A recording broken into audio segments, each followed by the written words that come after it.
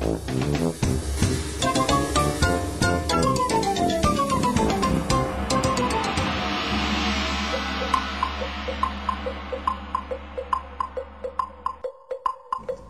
qu'on apprend à 15 ans, à 10 ans, se reflète sur l'adulte que l'on est. On pense juste à nos habitudes de vie, à s'organiser dans la vie, à une routine quotidienne, à la préparation des repas, à être à l'heure au travail. Alors, quand j'ai un devoir à faire, c'est parce qu'il y a une attente. Je me responsabilise par rapport à tout plein de choses, aux choix des amis que je vais faire, aux choix que je vais faire dans la vie. Mais la discipline permet d'identifier les limites, nos limites intérieures quand on est petit, mais quand on grandit aussi. Alors, c'est se donner des balises, c'est les parents qui donnent les balises, c'est le milieu qui donne des balises aussi. Alors, la discipline est un peu partout. Plus on grandit, plus l'enfant grandit, il doit apprendre que ces limites-là se transforment, mais que de lui-même, moi je disais souvent, il y a une petite cloche qui sonne qui dit « je pense que c'est pas correct ». Alors cette limite-là est intérieure. Je sais ce que je peux faire, ce que je peux pas faire, jusqu'où je peux aller. Alors pour l'enfant, c'est ce que ça veut dire.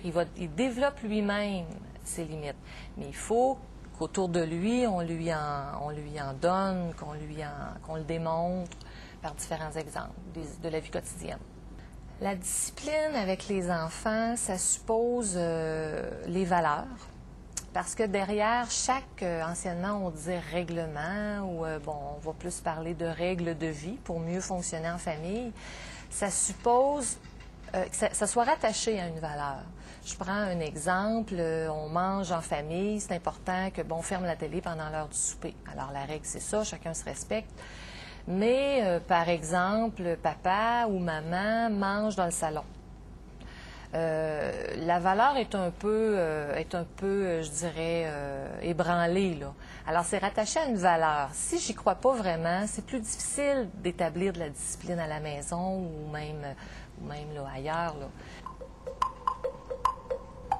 Maintenant, on va dire plus une règle, une conséquence qui est logique, ou ça peut être un privilège. Alors, la différence, c'est que le point de vue de l'enfant est important. Je te donne un exemple. À l'époque, on entendait souvent « tu vas te coucher 8 heures ». Bon. Alors que maintenant, on va plutôt faire avec l'enfant, bien, c'est important qu'on se couche parce qu'on a un examen demain ou on a l'école demain matin.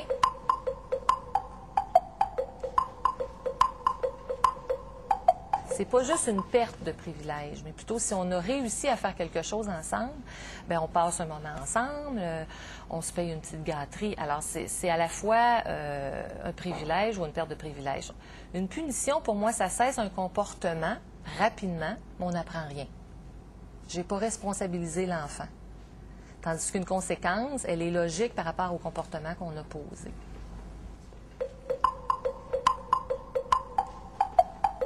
La discipline est une présence nécessaire. Quand on dit est-ce que ça peut être utile ou pas utile à l'enfant, c'est extrêmement utile à l'enfant. Ce cadre-là, l'enfant a besoin de savoir jusqu'où il peut aller.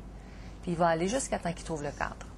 La discipline, quand on est rendu avec des adolescents, c'est sinon plus important. Mais les adolescents qui n'ont pas eu beaucoup de discipline dans le jeune âge, ça va peut-être être plus difficile à mettre en place des règles, à faire des différentes habitudes de vie. On va un peu plus se rebeller, mais c'est très important, très, très important. Le message que je livre aux parents, c'est de se faire confiance, ça c'est clair, de se faire confiance dans ce que je veux transmettre aux enfants, à mon enfant. Et de ne pas avoir peur du mot discipline. Ayez confiance en vous, vous savez ce que vous voulez donner à vos enfants par rapport on veut qu'ils soient autonomes, responsables dans la vie. Donc, se faire confiance et de donner des repères qui s'appellent la discipline.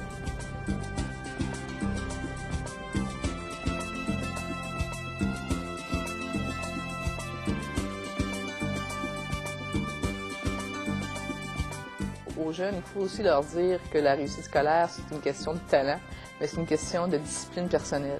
Un enfant laissé à lui-même, il va peut-être apprécier, moi je suis libre, je peux faire n'importe quoi, mais il sent très bien à un moment donné que ça va se revirer contre lui-même. Ils en cherchent, les jeunes, les balises, ils cherchent un encadrement, quitte à les tasser et à les transgresser, les balises.